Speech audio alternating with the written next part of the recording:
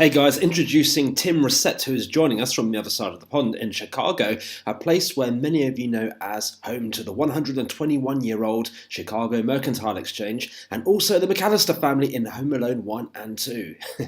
Tim trades the emini, the S&P, Euro futures and stocks, and has also dubbed himself as a lifestyle entrepreneur. Man, I like that. Tim, welcome. Hey, thanks for having me, Rob. Oh, you're absolutely welcome. So you're from Chicago, a place that has traditionally been the nerve center of pit trading yesteryear, having played host to CBOT or the Chicago Board of Trade Futures and Trading Pits. Is this how you got into trading? Yeah, it is actually. Being so close and having access to the trading floor, that's kind of how I got my start, at least being introduced to folks down on the floor. But they quickly, it was a friend of mine. We were in our, I guess, late teens, and they really encouraged us. The trading floor has been great for us as, folks who've been down there for 20, 30 years.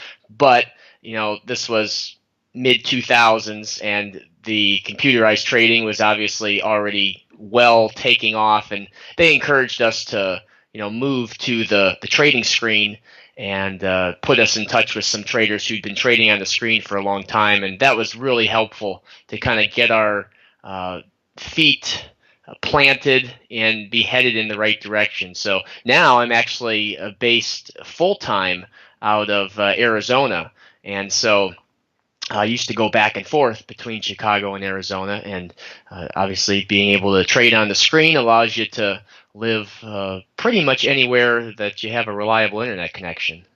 Wow. So you did well to get into trading given the demise of the pit trading environment. I know a number of people have actually found that very difficult to adjust to, and some haven't really kind of made the transition at all. Did you find it difficult? So I didn't do a whole lot of actual trading in the pit. It was more observing and getting to know some of the guys down on the floor. But yeah, I've talked to guys who've been pit traders for 30 years, or that was their whole career, and they just struggle to make the transition from reading individuals across the trading floor and almost executing in more of a poker match environment to trying to take those skills, move them to a computer screen where you're just looking at a chart and trying to sort of play that game has been a real struggle. So luckily I uh, didn't have to make that transition. I had some good mentors early on that kind of helped get my start as an electronic trader. And being young, you don't have the responsibilities that you have when you might have a family or a spouse or other life things that get in the way. So I was really able to focus, be intentional, and my expenses were obviously really low, so I didn't have a family or huge house to have to support.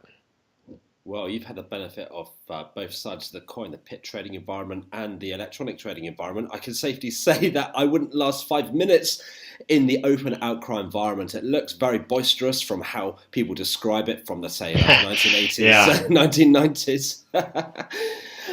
So for the benefit of the audience who are listening, can you describe your current trading style that has evolved since focusing on electronic trading? Yeah, so I primarily trade in one of two ways. So I swing trade equities, and I'm just trading the underlying stock. I have trade options in the past, but I prefer to trade the underlying stock, and that swing trades. Those trades might be anywhere from a couple of days to a couple of months at times. And then the other part of my trading is day trading the futures markets, and I'm trading the E-mini S&P. I look at and trade the euro, sometimes crude, gold. I like the Nasdaq, but mostly my go-to market is the E-mini S&P. Well, very volatile. And certainly looking at equities now, I mean, what was interesting, certainly last year, the Santa Claus rally was, well, it never happened. It never materialized. It's probably the first time in my history as a trader, I've been trading since 2007, that we haven't actually had a bull run throughout Christmas.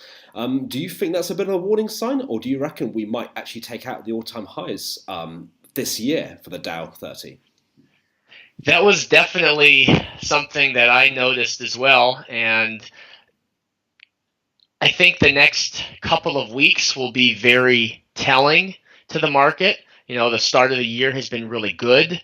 If we can pull back and get some sort of legs under us after a pullback, then we may be able to break up into new highs. But so far, we've had such a tight range throughout the year. Volatility's been really low. We haven't really had any shakeups. So we've gone through a first round of earnings over here in the States. The general economic sentiment is fairly good, but there's a whole lot of things happening worldly, and the China-U.S. Trade negotiations. And I think if some of that, buy on rumor, sell on news phenomenon occurs, where maybe there's a trade deal that gets finalized, that could really capitulate either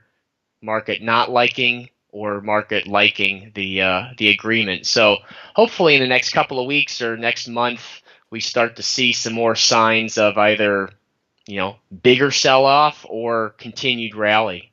Well, as you say, we're at a make or break time, and I'm certainly looking at the Dow 30, and I've got a lovely sell order just below the all-time high, anticipating there will be a correction just from a supply and demand perspective. But whether that's going to be a sustained long-term sell, we've yet to see. But I know that you've talked with Etienne Crete before, who I'm very friendly with. In fact, in a previous interview with him, you talked about every successful trader needing an unfair edge to succeed long term. Good term, unfair edge. What would you say yours was? So it's very important when you're coming into, whether it's trading or you want to start a business, or you're looking at what career do I want to take part in. You have to be able to differentiate yourself in some way. Maybe you're more enthusiastic and you're more you persevere, and those are all great qualities. But if you can dig deeper and find some kind of edge that might give you that quote unquote unfair advantage, for me, having access to the trading floor, having a friend whose dad worked down there who could get my friend and I down on the floor, introduce us to traders who were then able to introduce us to some screen traders, having our age at the time. You're in that a little bit naive stage, you're in your I guess exploratory years where the world is your oyster and anything's possible. And so having that mindset that is very malleable was really important. And then having the time to be able to just focus on the markets and be very intentional. If you think about a musician who might be in their early 9, 10, 11 years old, the mind of a child that age, they don't really have any worries to think about. And so they can spend 6, 7, 8, 10 hours just focusing on playing an instrument or working on a sport. And so those kind of things definitely played in my advantage. Now, I have a lot of traders who write to me or we speak, and they're, maybe 40s, have a career, have a family. Maybe they're in their 60s and they're retired, and they're looking to trade, for different reasons. But so you can make it happen at any age, but it's important to kind of look for things that might separate you from the rest of the folks. Yeah, that's a very good point. So where you can kind of compartmentalize trading to your own kind of space, and obviously trade with money that you can afford to lose, just in case the worst comes to the worst. And I always say that certainly to newbie traders who are hell bent on this kind of idea of a career in trading with their $200 trading accounts. And I kind of have to gently check them down, let them down, and tell them it's not quite going to happen that way on $200. But you don't have to be great to be started, but you have to be started to be great, as the old cliche goes. Um, Mm-hmm. so you And the focus. same principle goes for, you want to buy a house. Well, if all you have is money to put the down payment down, you know, you're going to be in a pretty pickle after you buy the house and you find out, oh, there's things that go wrong, maintenance, I have upkeep. And so putting yourself in the best situation to succeed as opposed to just getting just enough money to get that loan and try and get the biggest loan possible. That's not the approach that is quite as sustainable in the long run. No, I completely understand where you're coming from there. Baby steps first, but a lot of people, certainly when they're new to trading, I get the impression, myself included, they want to run before they can walk. And Mm-hmm. I always say that if you want to be a heart surgeon, it makes sense to go to medical school and get that qualification. If you want to learn how to drive a car, it makes sense to get a driving instructor and to learn on the car. But for some reason, when it comes to trading, people are very gung ho and they love to go in all guns blazing. Yeah, and that doesn't make a lot of sense. If you're like the doctor analogy, if you're learning how to do open heart surgery, well, you're not going to start on a live human. You're going to start on a cadaver. You're going to start by practicing on something where the risk is almost completely taken out of the scenario.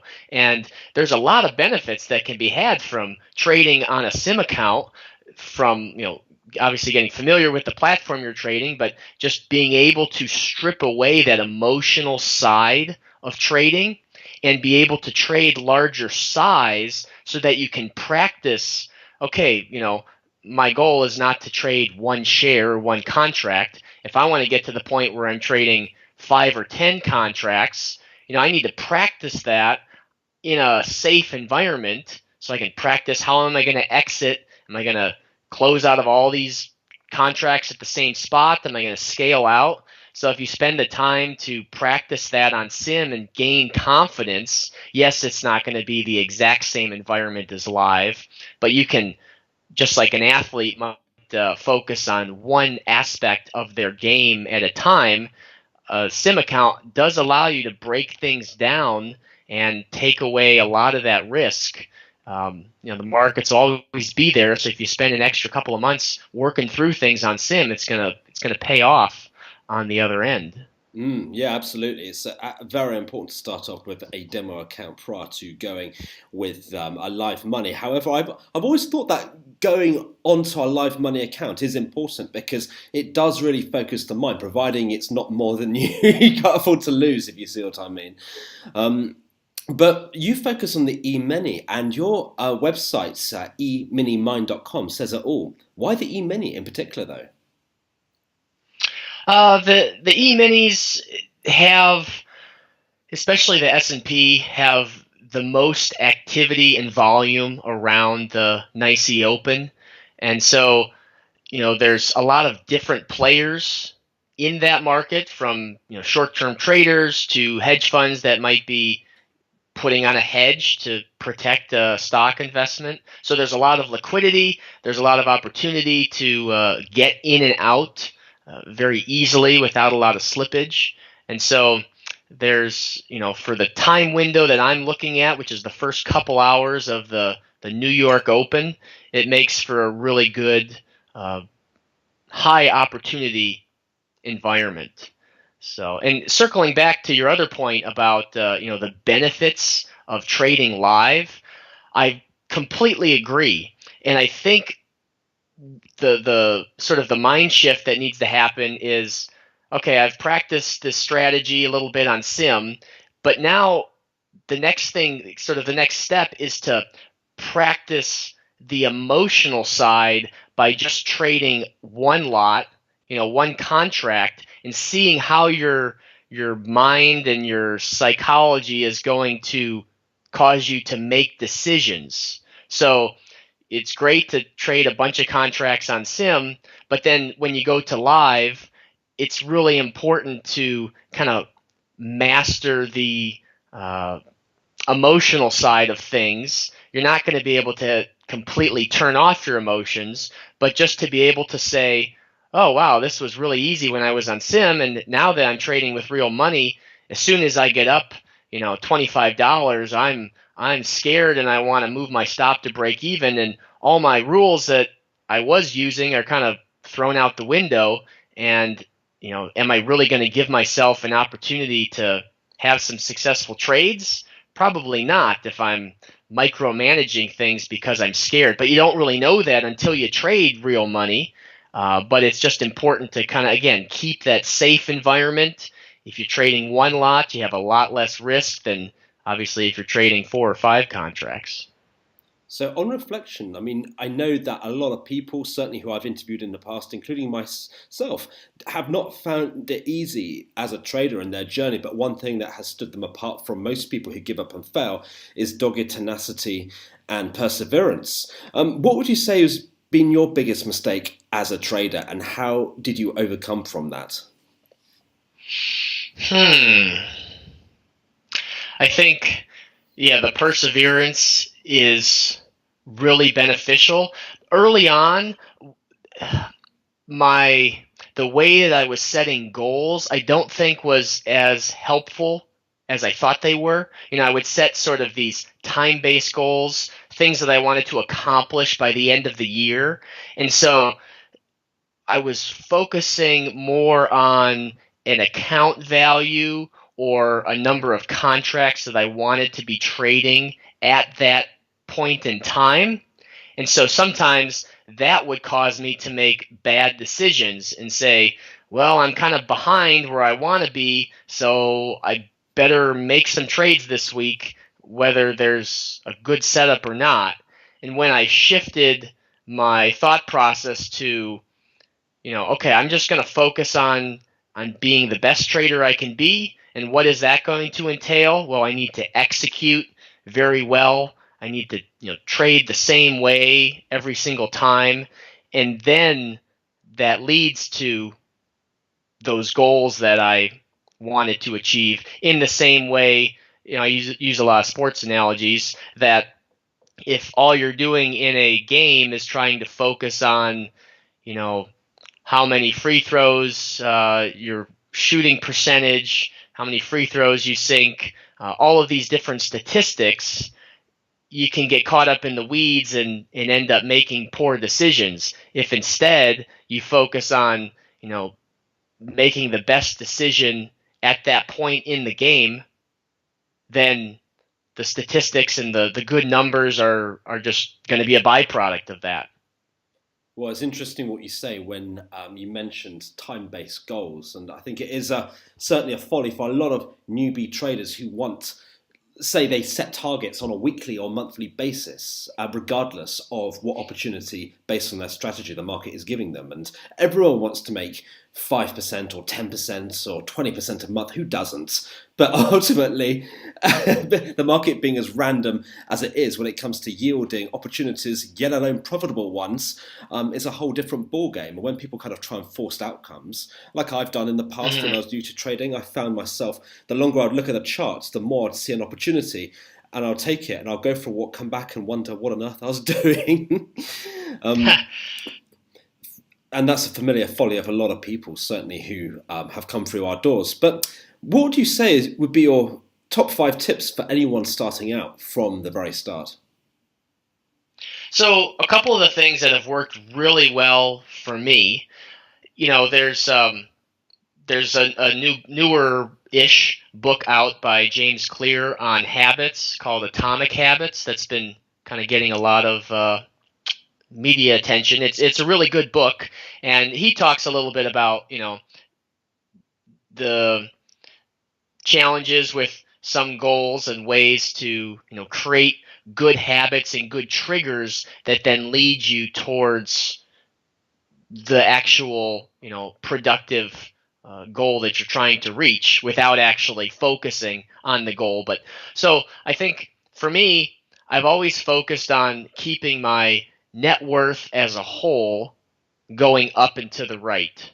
And when I do that and include trading as a piece of that, that sort of kind of keeps me heading in the right direction. The ship is generally heading towards the horizon. It might sway left and right, but if I focus monthly on increasing my net worth, that's going to cause me throughout the weeks, throughout the month, to make decisions that help take me in that direction. And then when it comes to trading, each week I find that a lot of traders and I did this too, you start out and you say, well, I want to make $200 a day. If I could just make $200 every single day, I'd be super happy. Well, it doesn't actually, consistency in trading doesn't actually look like that.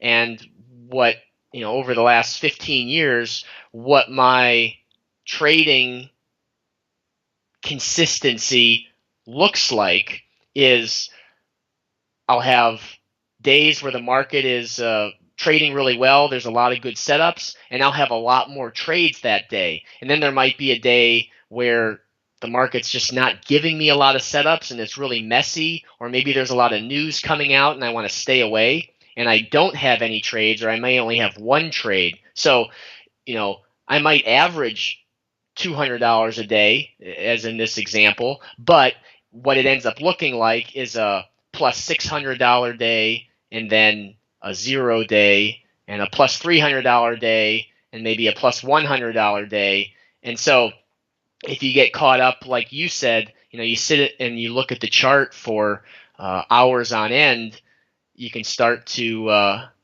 make some bad decisions. And I would rather stop trading if things just aren't looking very good and the chart's really messy, and come back on a day where things are working and there's a lot of good trade setups. And when things seem easy and I'm having some success, well, then I'll just continue to trade. And when they're not, then I'll stop. That's a very good way of looking at it, very measured. And I think a lot of people forget that it is a valid trading decision not to trade and to keep your hands away from that mouse button and to go and walk the metaphorical dog or cat. Yeah, it's easy to see, it's easy to come back in the afternoon and look at the charts and find 2 or 3 trades that were winners that you say, oh, I missed that winning trade. But what your eyes are not showing you are the losing trades that you also missed. And it's really hard to see failed setups after the fact. So you can trick yourself and think, oh, if I would have been here and traded all afternoon, I could have had another 3 winning trades. But in reality, you'd sit there and you'd probably have a couple losers instead of those winners. Yeah, that's a very good point. And it really is. I mean, when I always see people who are watching their trades, I mean, I'm an end of day trader. I trade on the daily and the weekly time frame. So whenever I catch any of my students kind of mollycoddling their trades in the daytime and watching their account balance, I'm just saying to them, you're going to be exhausted if you keep on doing that all day when you're seeing your profit and loss fluctuate from green to red. It's emotionally exhausting. And how you describe about when you go out for a walk, you may have missed a couple of winning setups and you may notice them, but you don't notice the failed setups. It's incredible how the mind can play tricks on us like that. Mm-hmm. So what has been your most recent lesson? I have, for the most part, traded the same way since year 2 of my trading. I started swing trading, did that for a couple years, had a good amount of success, and then I started day trading, was not very good. Had to kind of rework my strategy, and but then at that point, things have pretty much stayed the same, whether it's an up, down, sideways market. What changes is I trade more in good markets and less in bad markets, and sometimes I may be day trading a lot more, and other times I might have a lot more swing trades. So they kind of are a nice pair to balance each other out. Yeah, that's a very good compromise. I figured that. I like just keeping things end of day, just because I don't like swapping time for money necessarily and having the pressure of trading every day in a certain time frame. Mm-hmm. But I've got a lot of respect for people that do. Incidentally, I certainly do. So, Tim, where can people who are listening who want to find out more about you go to find out more about you? They can go to eminimind.com, and I'm also on Twitter, and I've got a lot of videos on YouTube if you just search for eminimind.